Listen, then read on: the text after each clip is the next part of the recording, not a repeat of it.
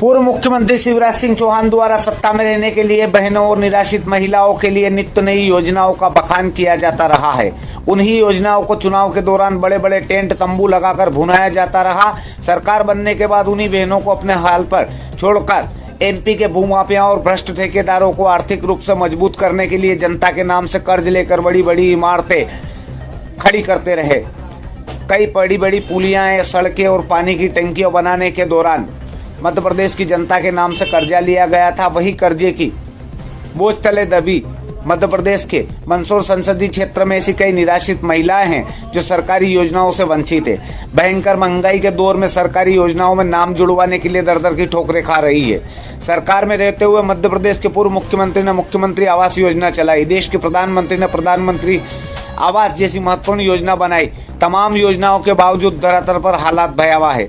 मध्य प्रदेश में लंबे समय तक मुख्यमंत्री रहे तत्कालीन केंद्रीय कृषि मंत्री शिवराज सिंह चौहान तो बहनों और भांजों के नाम पर मलाईदार भाषणों से सरकार बनाकर अपना भविष्य बनाने में जुटे रहते हैं। चुनाव जीतने के बाद उन्हीं बहनों को उनके हाल पर छोड़ देते हैं। 17 साल सरकार में रहते हुए भी निराश्रित बहनों के लिए बड़े बड़े दावे करते रहे। एमपी में जिन गरीब महिलाओं के पास आज भी रहने के लिए आवास नहीं, मकान का भाड़ा देने के लिए किराया नहीं, जरा सी गुमटियों में गुजर बसर कर रही है, उन बहनों को अपने भाषणों में लखपति बनाने के सपने दिखा रहे हैं। इस वीडियो में मैं आपको आगे बताने वाला हूं कि मध्य प्रदेश के मंदसौर संसदीय क्षेत्र में आज भी ऐसी कई निराश्रित गरीब बहनें हैं जो कभी कलेक्टर भवन तो कभी जनपद तो कभी पंचायत से न्याय की उम्मीद लेकर दर दर की ठोकरें खा रही है। कुछ बहनें ऐसी भी है जो पाल पल्ली और तिरपाल डालकर आत्मनिर्भर होकर जीवन यापन कर रही है। 17 साल मुख्यमंत्री रहने के बावजूद बहनों को सिर्फ आश्वासन की बबूत देने वाले मामा केंद्रीय मंत्री बनने के बाद भी बहनों के नाम पर राजनीतिक रोटियां सेकने के लिए हर राज्य में बहनों के सामने ऐसी बड़ी बड़ी डींगे हाँक कर बहनें और भांजों के साथ विश्वासघात कर रहे हैं। आपने मुख्यमंत्री आवास योजना चलाई, उस योजना में भी क्या दुर्गति हुई किसी से छुपी नहीं है। आज भी ऐसे कई परिवार है जो मुख्यमंत्री आवास योजना का पैसा जमा कराने में सक्षम नहीं है। दलोदा का सोहनलाल आज भी मुख्यमंत्री आवास योजना की बकाया राशि के वसूली नोटिस लेकर घूम रहा है। आपकी आवास योजना भी लखमा खेड़ी की निराश्रित महिला गीताबाई तिवारी, करजू की शामूबाई, गंगाबाई मेघवाल और कंकूबाई पाटीदार को आवास का लाभ नहीं दिला सकी। लखमा खेड़ी की गीताबाई भूख हड़ताल कर चुकी है लेकिन मिली सिर्फ आश्वासन की बबूत। सरकारी योजनाओं में लापरवाही और धांधलियों के कारण आज भी नमक से लेकर कफन तक पर भारी भरकम टैक्स देने वाली गरीब महिलाएं सरकारी योजनाओं से वंचित है। मंदसौर के सांसद सुधीर गुप्ता तीसरी बार सांसद बन चुके हैं। 12 साल का कार्यकाल पूरा होने को आया, बावजूद खुद की संसदीय क्षेत्र की निराश्रित महिलाओं के लिए कभी भी मुंह नहीं खोलते। देश विदेश की बातें कर धरातल के मुद्दों सहित गरीबों की हक की आवाज को चतुराई से दबाने वाले अपनी संसदीय क्षेत्र की निराश्रित महिलाओं को प्रधानमंत्री आवास तक का लाभ नहीं दिला सके। ऐसे नकारा और लापरवाह सांसद को पार्टी द्वारा बार बार टिकट दिए जाने से गरीब, बेबस और लाचार आज भी सिर्फ मोदी जी के सपनों के विकसित भारत में खुद के विकसित होने का सपना पूरा होने की उम्मीद में गटर का पानी पीकर मर रहे हैं। कभी एलियन के नाम पर तो कभी धर्म के नाम पर तो कभी मैनेजमेंट से सांसद महोदय अपनी सीट तो बचा लेते हैं परंतु मरती हुई मानवता और सरकारी योजनाओं की मट्टी पलित होने से नहीं बचा पाते हैं। भाजपा आला कमान को चाहिए कि संसदीय क्षेत्र में सरकारी योजनाओं की दुर्गति के बावजूद बेस्ट सांसद के अवार्ड से सम्मानित कौन कर रहा है। इंदौर को भी इसी प्रकार स्वच्छ शहर का खिताब दिया गया था, जबकि हाल ही में इंदौर में दूषित पानी पीने से कई लोगों की मौत हुई है। यदि यही चलता रहा तो सरकारी योजनाओं की मट्टी पलित होने से कोई नहीं रोक सकता है। भाजपा आला कमान को चाहिए कि वह अपनी पार्टी के सांसद को ईमानदारी और मानवता का पाठ पढ़ाए ताकि सरकारी योजनाओं में समय रहते पात्र और गरीब को लाभ मिल सके और योजनाओं की मट्टी पलित होने से बचाया जा सके। यह दर्द भरी दास्तां अकेली एक गीताबाई तिवारी की नहीं है, ऐसी अनेकों निराश्रित गीता, श्यामा, पुष्पा, कंकूबाई की है जो शिवराज शासनकाल में पनपे माफियाओं के हाथों शिकार होकर लंबे समय से कोई जमीन के कब्जे हटाने के लिए तो कोई अपना आशियाना छुड़ाने के लिए तो कोई मकान, दुकान, मंदिर की जमीन तो कोई सरकारी योजनाओं में नाम जुड़वाने के लिए भटकने को मजबूर है। मंदसौर सांसद सुधीर गुप्ता के संसदीय क्षेत्र में एक गांव है लखमा खेड़ी, जहां की निवासी गीताबाई तिवारी अपने 2 बच्चों और पति के साथ गांव में रहती है। पति की मौत के बाद दिहाड़ी मजदूरी करके अपना जीवन यापन कर रही है। 25 साल की उम्र के बाद से लगातार शिवराज मामा के मुंह से यही सुनते सुनते गुजर गए कि लाडली बहनों मैं तुम्हारे लिए पक्का मकान बनवाऊंगा, लाडली बहनों मैं तुम्हारे लिए रोजगार की व्यवस्था करूंगा, मैं तुम्हारे लिए लखपति योजना बनाऊंगा और अब कृषि मंत्री बनने के बाद करोड़पति बनाऊंगा। ऐसा सुनते सुनते 20 साल बीत गए, फिर भी आज तक जमीन का टुकड़ा नसीब नहीं हुआ, ना रहने के लिए छत है। बच्चों सहित भूख हड़ताल पर बैठने के बाद कलेक्टर के आदेश पर दलोदा तहसीलदार ने लखमाखेड़ी गांव के बाहर जमीन का टुकड़ा तो दे दिया, परंतु आज भी आवास के इंतजार में दर दर भटकता परिवार विकासशील भारत को मुंह चिढ़ाता दिख रहा है।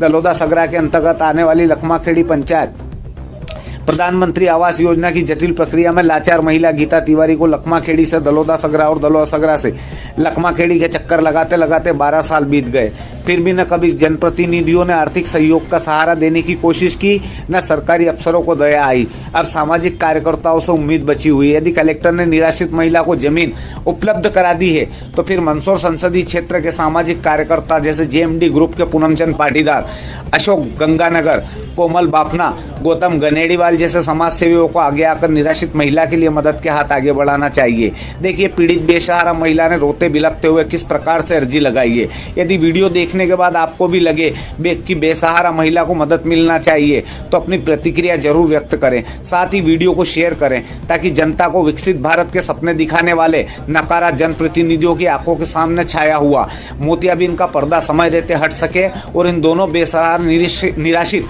महिलाओं की पीड़ा दिखाई दे। आपका एक शेयर और लाइक गरीब निराश्रित महिलाओं को न्याय दिलाने में मदद करता है। मंदसौर से अटल सत्य के लिए शैलेंद्र सोनी की रिपोर्ट।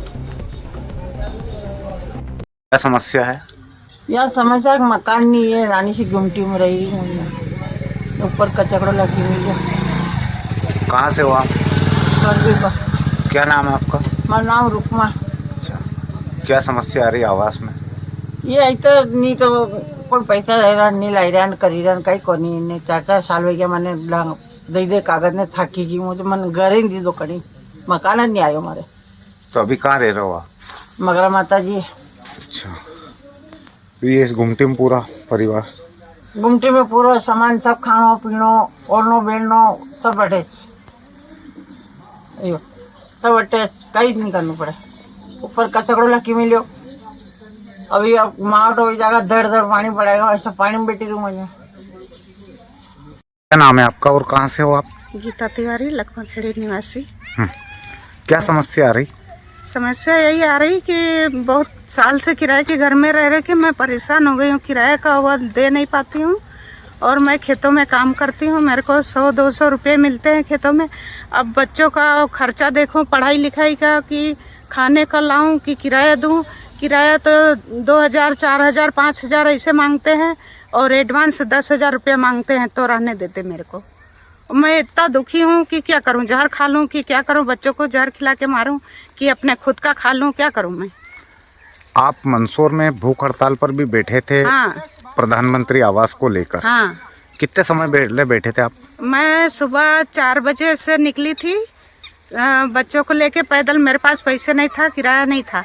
मैं 4 बजे रात को निकल गई थी तो जाते जाते 9 बजे वहाँ 9 बजे वहाँ पहुँची फिर वहाँ शाम तक मैं बैठी थी भूख हड़ताल पे। फिर कौन लोग आए थे वहाँ पर? क्या तो आश्वासन दिया? मीडिया वाले आए और सब लोग पूछ रहे थे क्या हुआ, तब मैंने बताई मेरे पास कुछ है नहीं, ना खेती है ना तो कुछ है। इतने साल से मैंने रह रही हूँ, 40-45 साल से यहाँ रह रही हूँ और मेरे पास कुछ नहीं, मैं किराए के घर में बहुत परेशान हूँ। क्या आश्वासन मिला था आपको वहाँ से? तो मेरे को तो वहाँ कलेक्टर ऑफिस ले गए तो वो मैडम ने मेरे को तहसील में भेजा, बोले कि जाओ तहसील से तहसीलदार को लेके और जगह कहीं खाली जगह हो तो वहाँ कटवा लेना प्लाट। तो मैंने थोड़ी आगे प्लाट कटवाई तो वो ठाकुर ने मेरे से लड़ाई किया तो फिर मैं इधर आके ली। अब क्या कितना समय हुआ प्लाट दिया आपको? हो गया 3-4 महीना हो गया। नहीं, अभी तक आवास का क्या हुआ? अभी तक आवास का तो कोई पता नहीं चल रहा। और अभी कहाँ पर रह रहे हो आप? मैं दलोदा में किराए से रह रही हूँ। वहाँ भी बहुत परेशान किए हैं कि एडवांस किराया मांगते हैं और एडवांस किराया मैं कहीं से भी ला के देती हूँ। क्या करूँ, मैं काम कर करके और भूखे प्यासे काम कर करके मैं ला के देती हूँ। परिवार में कितने लोग हैं? मेरे खाली बच्चे हैं 3-4। क्या नाम लिखते हो आप? पूरा नाम आपका नाम क्या है? गीता लिखती हूँ। अच्छा। और हूँ मैं तिवारी जी।